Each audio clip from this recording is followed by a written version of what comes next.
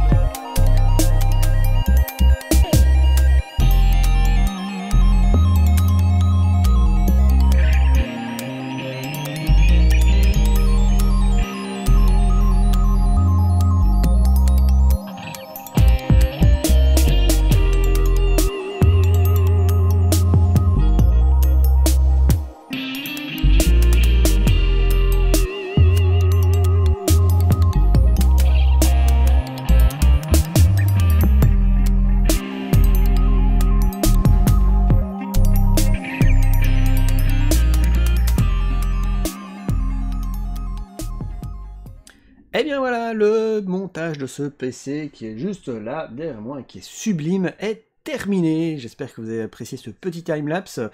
Pour certains d'entre vous, vous avez certainement déjà vu le montage, enfin une partie du montage en direct la dernière fois.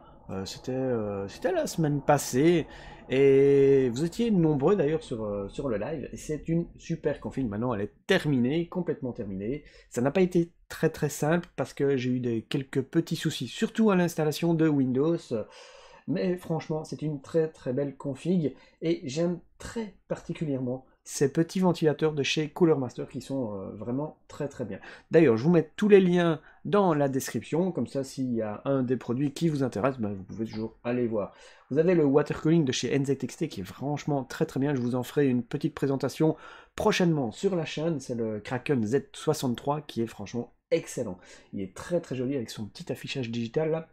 Là, j'ai affiché la température du CPU et du GPU, qui n'est pas très élevée. 22 degrés au repos pour le CPU et 25 pour le GPU. Franchement, c'est très honnête comme température. Mais vous avez un radiateur de 280 mm avec deux ventilateurs de 140 mm juste à l'intérieur et deux autres ventilateurs en 140 mm devant qui font du push and pull et donc vous avez de très très bonnes performances. Le boîtier est assez sympa, mis à part qu'il est peut-être légèrement un peu petit pour la configuration qu'il peut proposer puisque vous avez des emplacements pour 3 ventilateurs en dessous, un à l'arrière, 2 ou 3 en façade et vous pouvez en mettre 2 aussi sur le côté. Donc ça fait quand même pas mal de ventilateurs. Là, il y en a quand même 1, 2, 3, 4, 5, 6, 7. Il y a 7 ventilateurs. Donc, s'ils sont tous RGB, ça fait 7, ça fait 14 câbles s'il y a du RGB. Ça fait beaucoup. Plus les câbles du water cooling, la pompe et tout, c'est beaucoup. Donc ça fait beaucoup de câbles. Et à l'arrière, c'est un petit peu le bordel, c'est compliqué pour bien arranger tout ça et pour connecter le tout ensemble. Donc je disais, j'ai eu des petits problèmes d'installation à Windows, c'était lors de la copie des fichiers pour l'installation. J'avais un message d'erreur, ça ne voulait pas s'installer. J'ai essayé, je crois, 20-25 fois d'installer Windows, et à chaque fois ça plantait un certain pourcentage différent, c'était même pas à chaque fois au même moment, c'était très très bizarre. J'ai un peu recherché sur internet, il y avait un peu tout et n'importe quoi, et il y avait souvent, ça revenait souvent, que la clé, il fallait refaire une clé, ou alors faire une image ISO de Windows pour la mettre sur la clé. J'ai essayé avec 2 clés USB, j'ai refait plusieurs fois les clés USB, et à chaque fois, ça ne fonctionnait pas. Je suis tombé par hasard sur un message qui disait « Ah, moi j'ai changé la mémoire RAM et ça a fonctionné. Ça coûte rien d'essayer, je vais prendre la mémoire RAM de mon PC, je vais la mettre dedans, et puis on verra bien. » Et par magie, ça a fonctionné. Alors je sais pas pourquoi, peut-être qu'il y a un bug avec la mémoire au niveau de l'installation, je ne sais pas. Au niveau de la compatibilité, ça n'allait pas. Et donc, ben, l'installation s'est bien déroulée, Windows s'est lancé, et je me suis dit, ben, après, on va quand même tester la mémoire RAM. Elle est peut-être défectueuse, peut-être pas, je ne sais pas. Donc, j'ai retiré mes barrettes de RAM, et j'ai mis, ben, au lieu de mettre les 4 barrettes, j'ai mis 2 barrettes, forcément. J'ai démarré, j'ai été voir dans Windows, tout était bien détecté, il y avait les 16 Go sans problème. Et je me suis dit, ben, on va tenter de mettre les 4 barrettes pour voir s'il n'y en a pas une qui est défectueuse, on ne sait jamais. Et ça a démarré.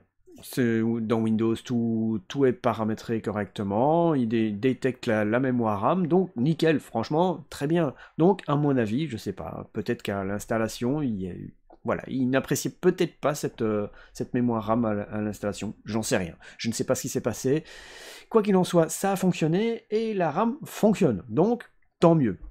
Et donc voilà, ça donne cette petite configuration qui est très très bien, avec une belle petite RTX 2070 Super qui est pas mal classe, une Rockstrix, hein, avec le petit logo Rockstrix ici au-dessus, et puis vous avez les 4 barrettes de mémoire RAM de chez HyperX, et le petit water cooling qui est franchement très très sympa. Sur le boîtier, vous avez un petit bouton pour changer l'éclairage.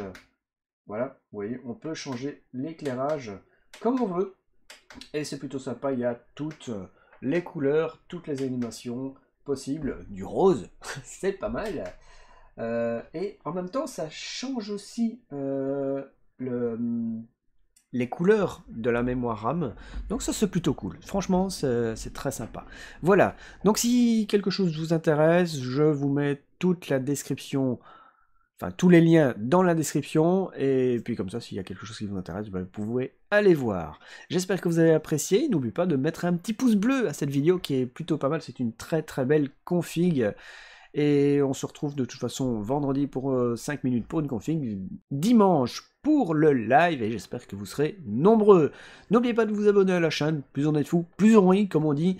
Et puis voilà, je vous souhaite à tous une bonne journée, bon après-midi, bonne soirée, tout dépendra de quand tu regardes cette vidéo, bien évidemment, et je vous dis à bientôt. Ciao ciao tout le monde!